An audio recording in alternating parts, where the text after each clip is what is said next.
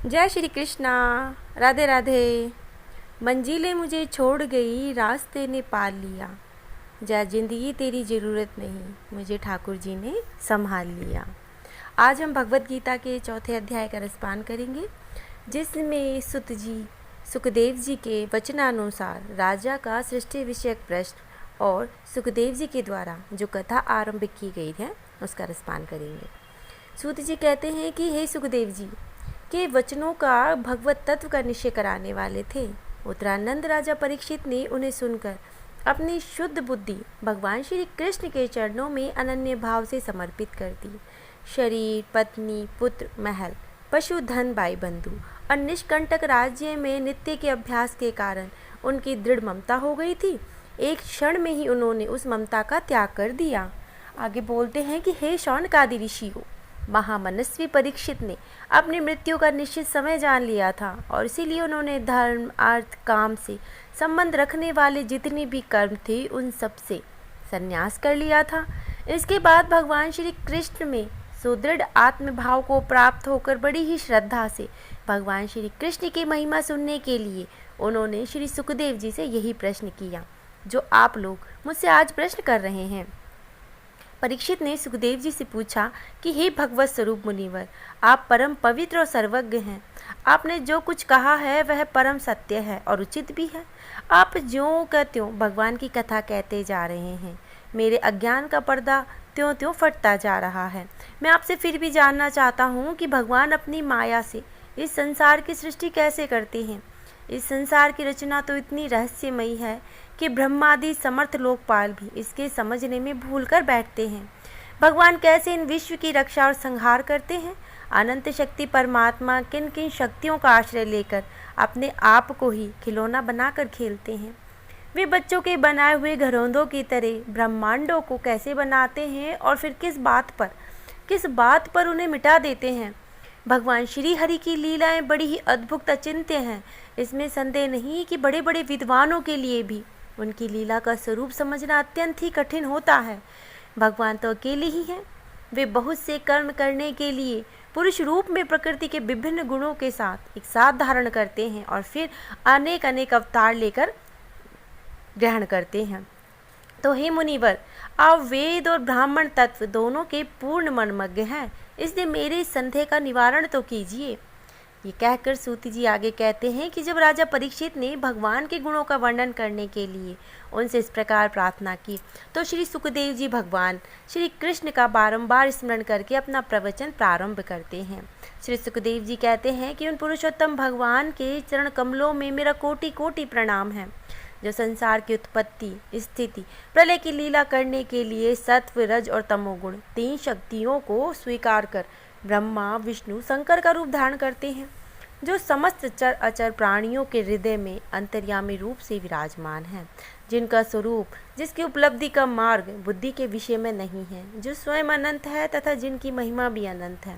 हम पुनः बारंबार उनके चरणों में नमस्कार करते हैं, जो सत्पुरुषों का दुख मिटाकर उन्हें अपने प्रेम का दान करते हैं, दुष्टों की शारीरिक सांसारिक बढ़ती रोककर उन्हें मुक्ति देते हैं तथा जो लोग परम हंस आश्रम में स्थित है उन्हें उनकी अभिष्ट वस्तु का दान करते हैं, क्योंकि चराचर समस्त प्राणी उन्हीं की तो मूर्ति है, इसलिए किसी से भी उनका पक्षपात नहीं है। जो बड़े ही भक्त वत्सल हैं, हठपूर्वक भक्तिहीन साधन करने वाले लोग, जिनकी छाया को छू नहीं सकते, जिनके समान किसी का ऐश्वर्य नहीं, फिर भी उनसे अधिक और कोई कैसे हो सकता है, तथा ऐसे ऐश्वर्य से युक्त जो निरंतर ब्रह्म स्वरूप अपने धाम का विहार करते रहते हैं, उन भगवान श्री कृष्ण को मैं बारंबार नमस्कार करता हूँ, जिनका कीर्तन, स्मरण, ध्यान, दर्शन, वंदन, श्रवण, पूजन जीवों के पापों को तत्काल नष्ट कर देता है। उन पुण्य कीर्ति भगवान श्री कृष्ण को बारंबार नमस्कार है। विवेकी पुरुष जिनके चरण कमलों की शरण लेकर अपने हृदय से उस लोक परलोक की आसक्ति निकाल डालते हैं और बिना किसी परिश्रम के ही ब्राह्मण पद को प्राप्त कर लेते हैं, उन मंगल में कीर्ति वाले भगवान श्री कृष्ण को मेरा बारंबार नमस्कार है।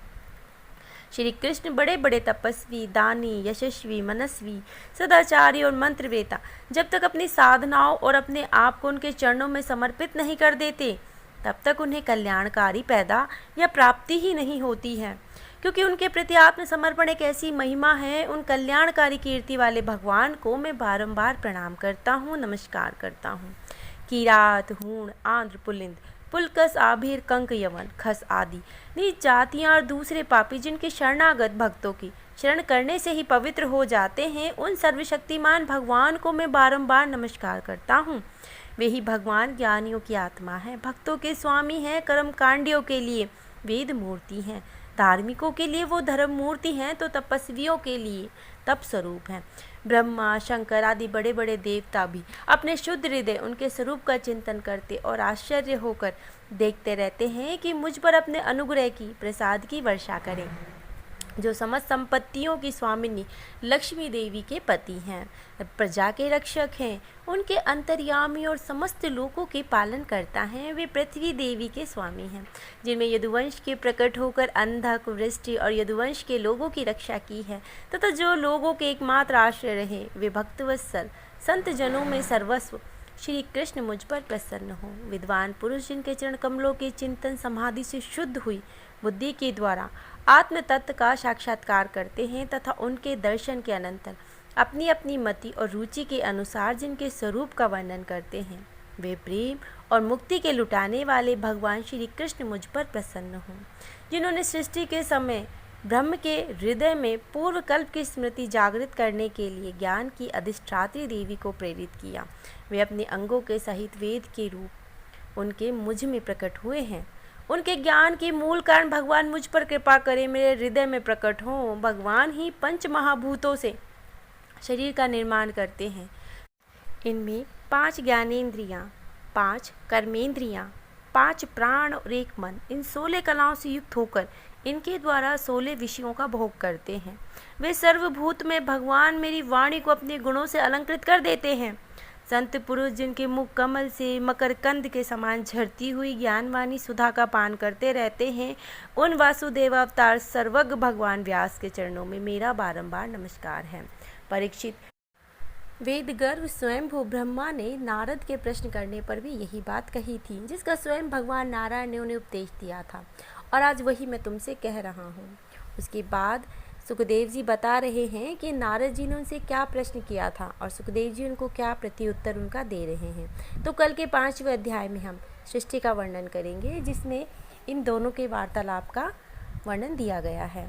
आप उसको कल ज़रूर सुनिएगा। वो कहते हैं ना श्री कृष्ण जी के चरणों में कि वो कभी दिन ऐसा नहीं आए हद से ज़्यादा गुरूर हो जाए, बस इतना झुका कर रखना मेरे कन्हैया कि सबकी नज़रों में दिल दुआ देने को मजबूर हो जाए। राधे राधे।